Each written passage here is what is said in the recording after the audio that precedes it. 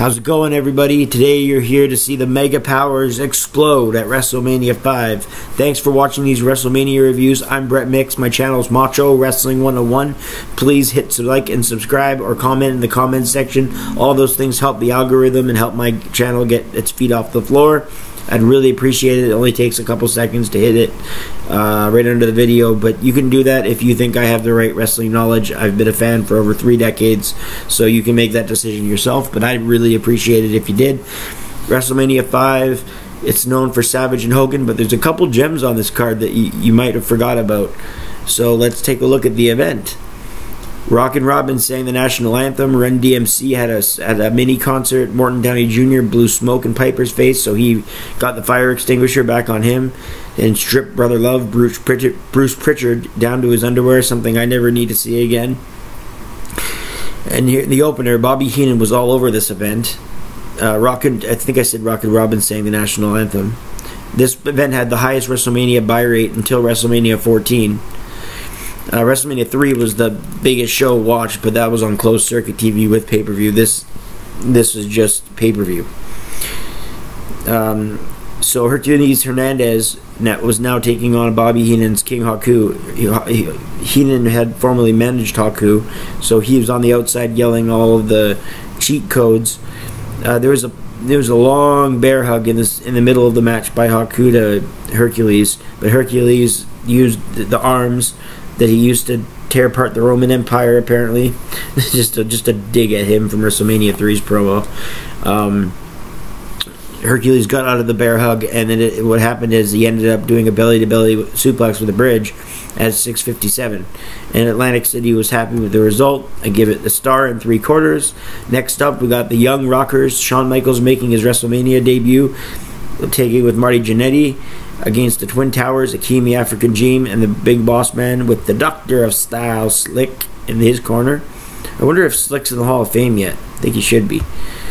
A lot of good tag wrestling in this match. The Towers worked over the Rockers, but they got their hot tag and their action-packed coming back with the Hurricane Rana, the clotheslines, and the body scissors, and the sidewalk slam. Boss Man came back with a sidewalk slam, I should say. But Jannetty came back and ducked and then hit a flying clothesline. In the end, it was Akeem the African Dream, though, who ended up pinning Michaels after a 747 splash at 8:02. So the Towers get the victory and they go over, but like I said, solid tag match, 2.5 stars for that. Brutus the Barber Beefcake fought the $1 Million Man next. Virgil in the side of DiBiase.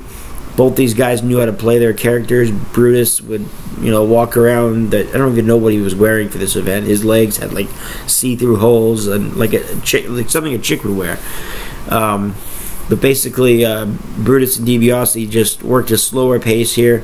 Nothing really stood out. And they both got counted out at 10 minutes and a second. So I'd give this a star and 3/4. It went on too long. Sort of like this match, number 4, Bushwhackers and Fabulous Rougeaus. They have chemistry. The Bushwhackers were the old sheep herders, and the Fabulous Rougeaus are good workers, and one half of the new Quebecers. So I don't understand why this was so bad, but at 9:10, Bushwhacker Luke finally pinned Raymond after a double stomach breaker. Could have been about 6 minutes shorter. And they could have added 6 minutes onto this match. Good segues. It always leads into the next match. Mr. Perfect versus the Blue Blazer. Why couldn't this have gotten those 6 minutes the tag match just got? Or the DiBiase Beefcake match. Terrific way to follow a dull match, but it should have gotten a longer time. That's what I said in my old review. And I'm saying it now after I rewatched it. Owen did his flips. He was a little bit rusty, or not rusty, he was a little bit green at the time. He did win New Japan's High Flyer of the Year in the 1989 year, but by Pro Wrestling Illustrated. But he wrestled in Japan at the time.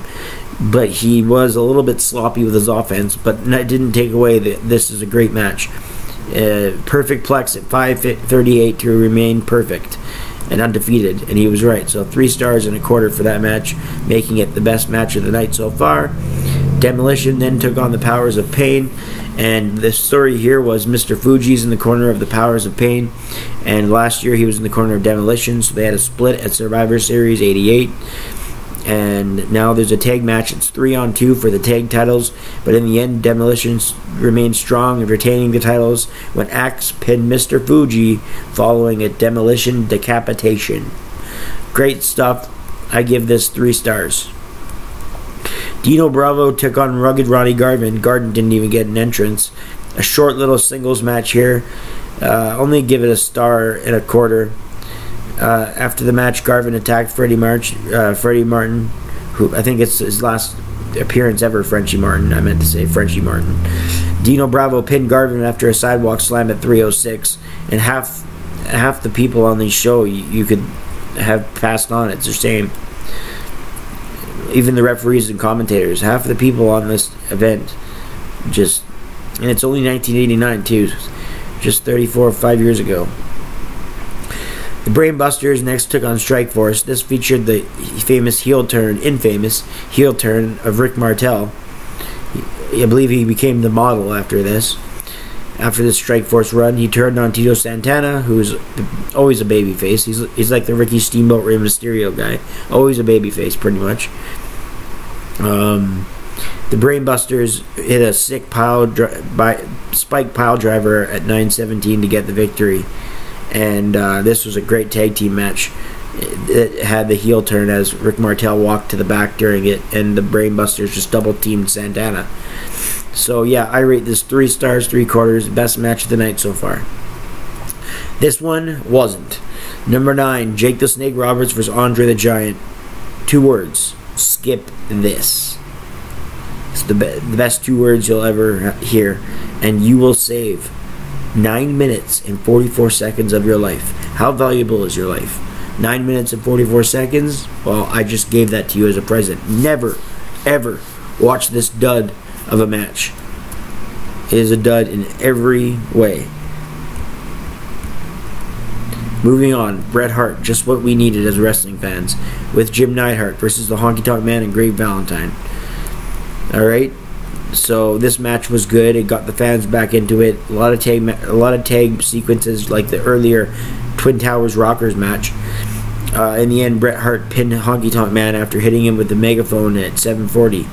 Fans are pleased with the result. Textbook tag wrestling with perfectly applied moves from the likes of Hart and Valentine, who had great chemistry. Great match. I rated it 3 stars. Next, we had Rick Rude with Heenan against the Warrior. Warrior hit power moves most of the match. Rude would come back with sleepers, but then Warrior would power out with his big muscles. And then all of a sudden, Heenan grabbed... Rude had Warrior down for the count, and Heenan grabbed one of Warrior's feet from behind the apron and ducked down, and Rude got the victory. A big upset at the time. Rude wins the Intercontinental title, and he did it at 9:36 when Heenan did that. Warrior chased after Heenan and he beat him down, and then did a gorilla press slam and dropped Bobby Heenan in the air to the mat. And in the DVD, the burial of the Ultimate Warrior, the self-destruction of the Ultimate Warrior, Heenan talks about being scared to death because Warrior wouldn't protect you. Anyway, I gave that match 2.5 stars. Next up, Hacksaw Jim Duggan versus Bad News Brown. 1/4 star. Hacksaw picked up a 2x4. The two hit each other at the same time with weapons, and it ended at 3:49. And if you think you can't get worse than Jake Roberts, Andre the Giant, or that match just right there, the Red Rooster faced the Bobby the Brain Heenan with the Brooklyn Brawler. Alright, so Heenan's already legitimately injured from the Warrior from nearly killing him, and now he comes out to face a rooster who literally thinks he's a rooster. I can't believe they gave Terry Taylor, they almost gave Terry Taylor, the Red Rooster, the Mr. Perfect gimmick. They chose the right person in Kurt Hennig. Red Rooster is the worst gimmick ever. No offense to Terry Taylor. I know he can work good matches. He has a classic with Flair in the 80s. I think I saw that on the Memphis DVD. Or not Memphis, Mid-South DVD. Dud, if you didn't know. It ended in 32 seconds after the Red Rooster pinned him. This is 3 hours and 20 minutes leading up to match 14, the main event. The Mega Powers explode. Savage and Hogan had a number of matches, but the story going into this match, the main event feel, the only thing that sucked was the crowd involvement. If this took place somewhere else, I guarantee you the crowd would have been a lot higher. But Savage did everything he could, and Hogan won with the leg drop at about 20. Let's look up that 1754. That's when he got the victory. 1754. So the end, Hogan posed with all his Hulkamaniacs. Liz, I believe, went back with Savage. Hogan just posed, so I'm not sure where Liz went from there, but probably back to check on Savage. Yeah, so that's it. That's WrestleMania 5. I give it a 6.5 out of 10. Few underrated matches on the show. A lot of them the tag matches. Some boring matches on the show, and some that didn't need to see the light of day, like the Rooster, like the Bad News Brown, like the Andre the Giant match. But overall, like even the opener, Haku and Hercules, didn't need to see it.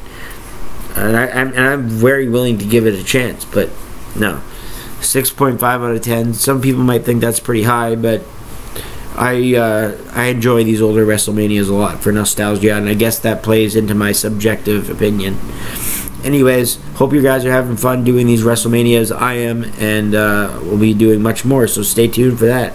For Brett Mix on Macho Wrestling 101, hit like and subscribe, and I am out, guys. Thanks for watching, and we'll see you on the next one. Brett Mix, and I'm out.